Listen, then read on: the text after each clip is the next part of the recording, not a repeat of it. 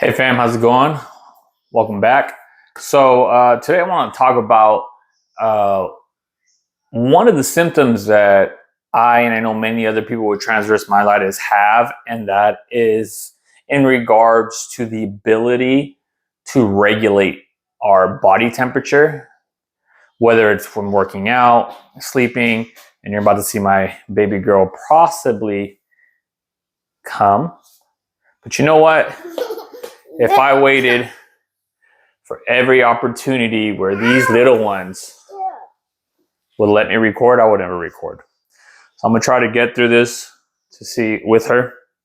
This is my youngest one. But anywho, the regulation of my body.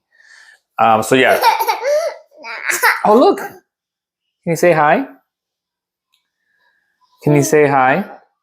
No. No? What do you mean no? No.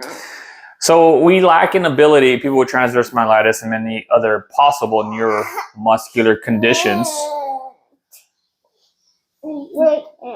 Yeah? Say hi. To be continued. So, like my neuromuscular condition and possibly many others, this is a big known kind of issue that we have. And the reason why I want to talk about it is because I recently had another close call. One of the biggest concerns that comes with the lack of not being able to regulate your body temperature is a heat stroke. You could also say like frostbite or like pneumonia from the cold and stuff like that. But unless you live somewhere really cold and don't have best practice of wearing the proper clothing, then I guess you can see that. So the most prevalent issue would be heat. I used to live in Sacramento, California. I live in Spartanburg, South Carolina now. But in Sacramento, the temperatures get up to 110. Right now, they're experiencing some crazy high temperatures consistently.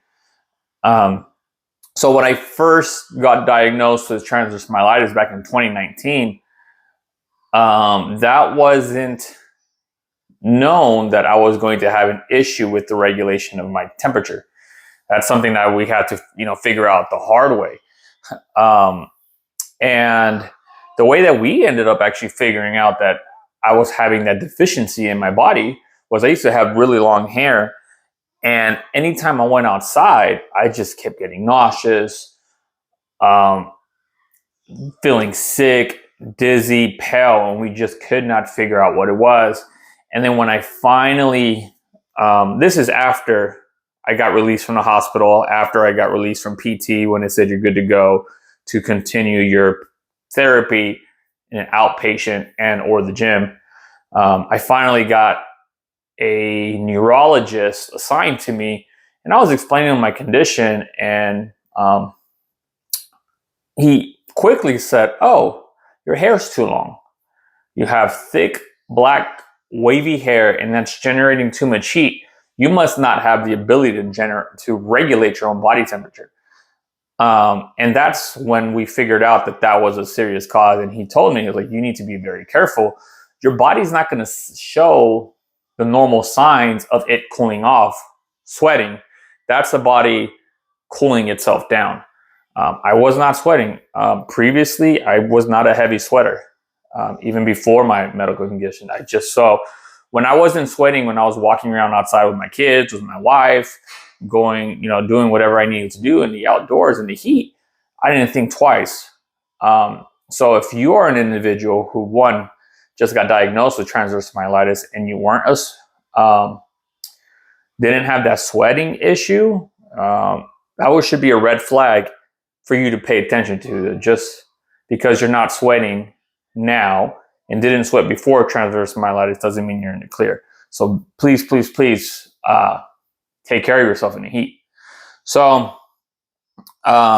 since then, we knew that heat was going to be an issue. I'm like, goodness gracious, we live in the desert in Sacramento. So that very first summer was extremely difficult. I could not handle being outside. I always had to wear like a bucket hat kind of style to keep my neck and head cool. It had to be one of those that had like the straw ones, so enough air circulation got through, because or else if I just simply covered my head, that would cause other issues. So it's tough. It's tough out there. The danger was real. So the first year was tough. Second year, my body learned to regulate its temperature better. I had one scare the first year, so almost got a heat stroke. I had a second scare the second year, which was actually at a competition at the CrossFit Games. What happened there, I actually was not under the sun. The competition was over. We were ready to go get our medals. And we were waiting in this hangar. It looked like a bay hangar for like airplanes. So aluminum, metal, very poor circulation. They did their best to circulate the place, but the place was packed. And they had us waiting there for about 30, not 30. They said 30 minutes, but it was hours. A lot of us, they had a lot of neuromuscular athletes. And that's when I realized, I was like, man, this doesn't just affect transverse myelitis individuals. You know, there was people there with lupus, people there with MS, muscular sclerosis. However, I said that improperly, whatever. Apologize. There was many other different people with neuromuscular conditions, and every single one of us had an issue with the heat. We started over sweating. We were ready to vomit, dizzy, you name it. We were having all these issues.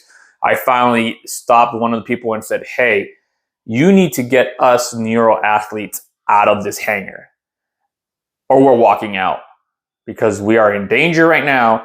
Our bodies are crashing. They started looking at us.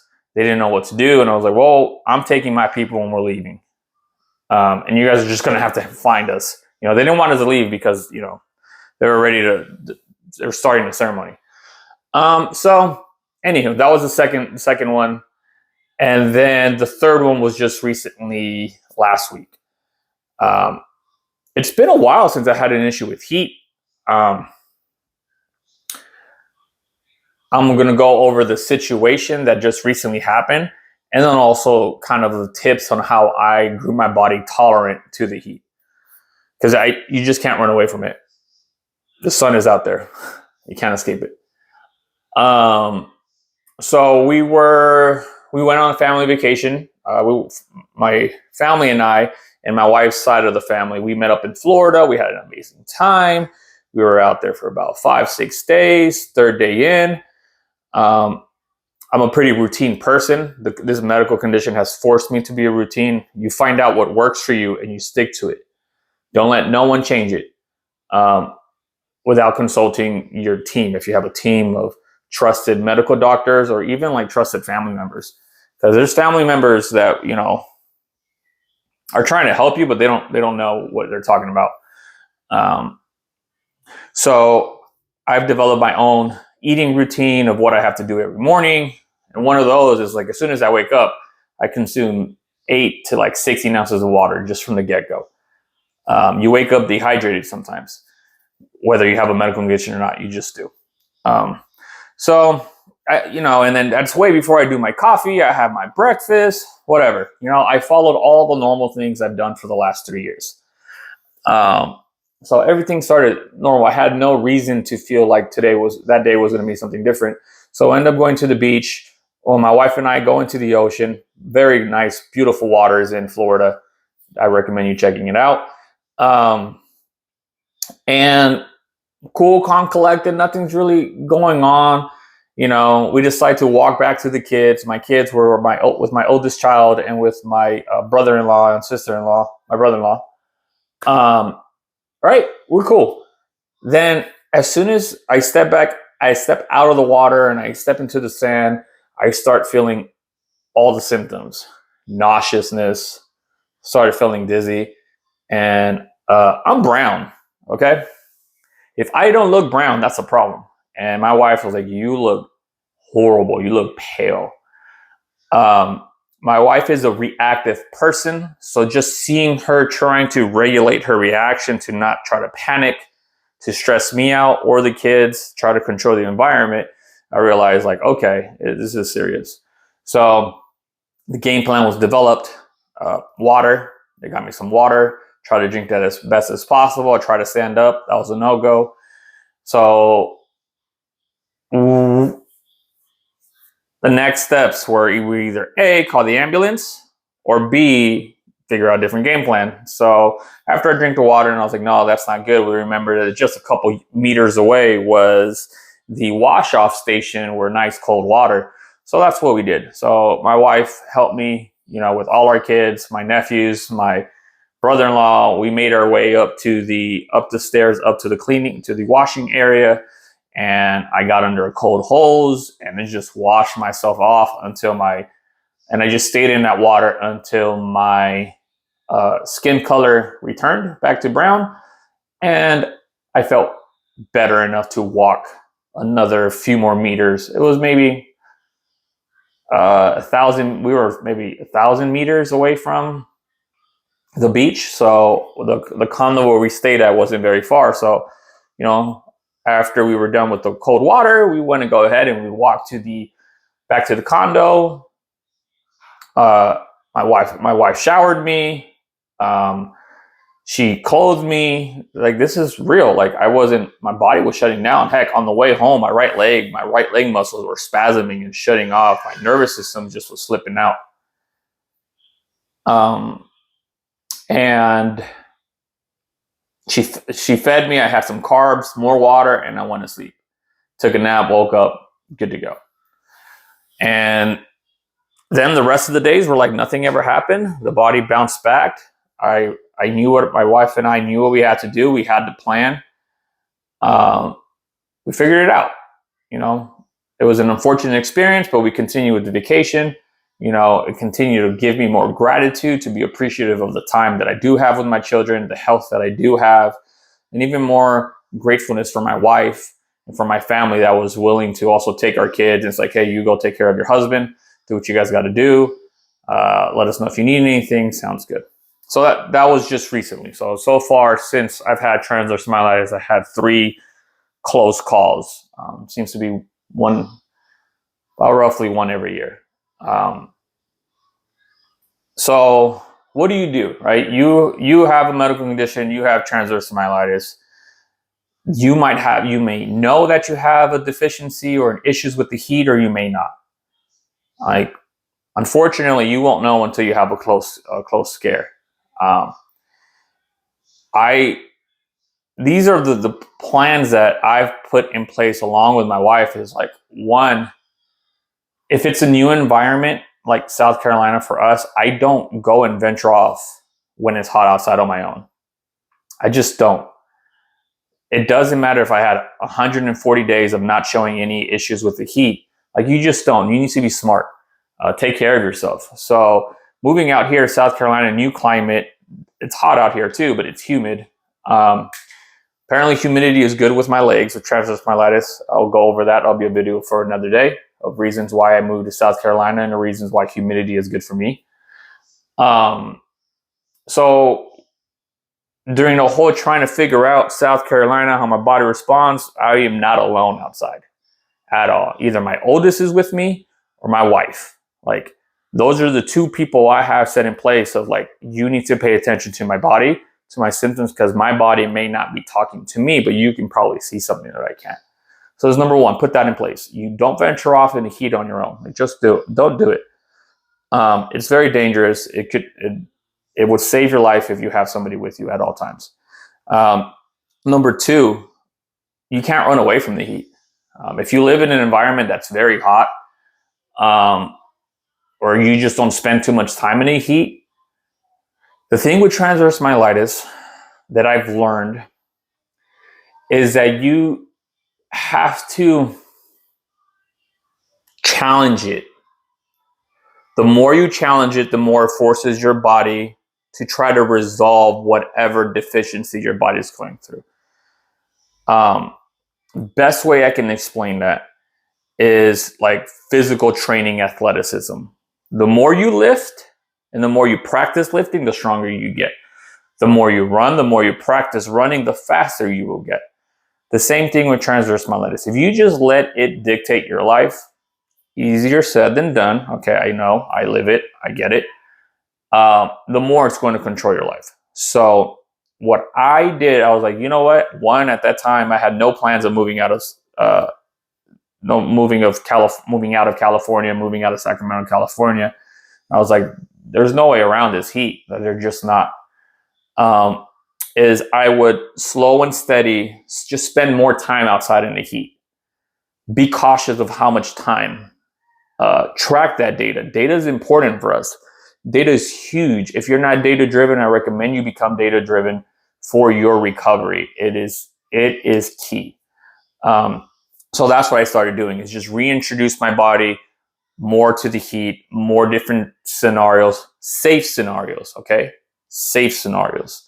And then be honest with yourself when your body isn't capable that day, but do not be discouraged the next day. The next day you have to go back out there. So that's what I did. So now my body, I can train in the heat. I can go outside and do crazy workouts, run around, all that stuff.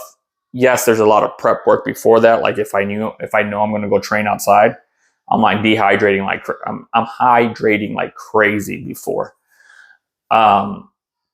So that's where I'm at now. Like, so that scare at the beach last week came by surprise because I've been doing things outside, running around, working out like a madman, doing CrossFit. If you know CrossFit is crazy. Another video that will be coming soon is why I do CrossFit. I have to got a CrossFit shirt on. Why I do CrossFit, why I started CrossFit and whatnot. I plan on giving you guys as much information as I possibly can. So just to not make this longer than it needs to be. So number one, like, don't go out on the heat alone. If you don't know what could happen out there, don't do it. Number two, don't run away from the heat.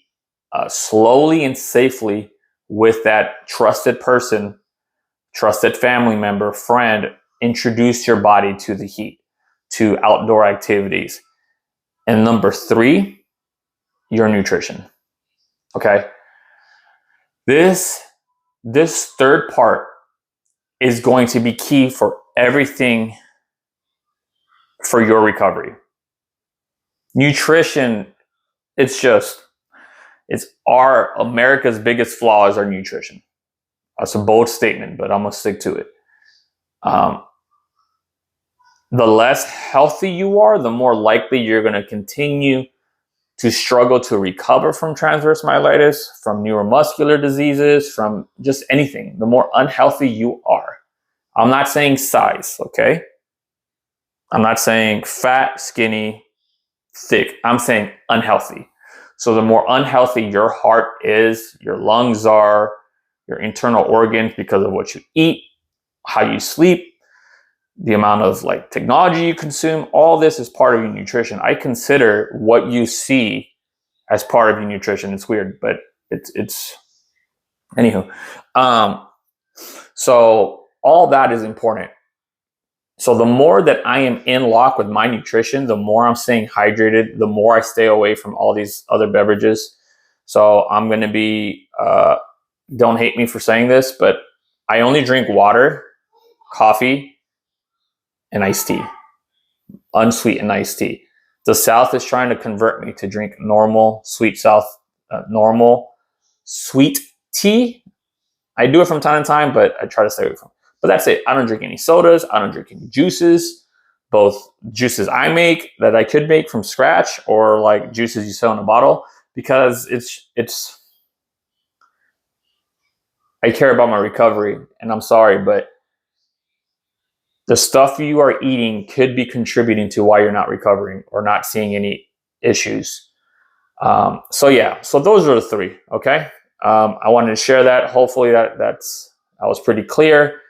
That is one of my conditions that I continue to struggle with, apparently. I subconsciously thought I was in the clear, but I'm not. That's the thing with transverse myelitis. it doesn't go away. You will need a complete healing from the Lord for it to go away. Now, the Lord is good and the Lord heals. He hasn't chosen to heal me fully yet, and maybe he hasn't chosen to heal you, and maybe he's chosen to heal someone else. Who knows, right? We can sit here and question, why me, God? Why this? Why not? Blah, blah, blah, blah.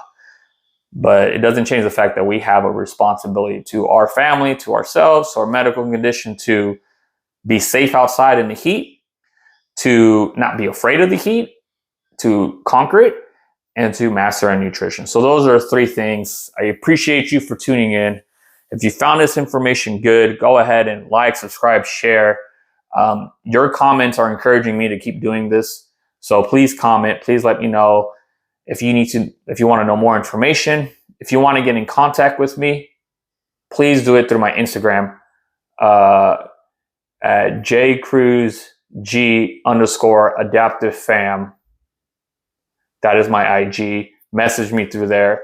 I'm a lot more responsive through there. I appreciate you guys.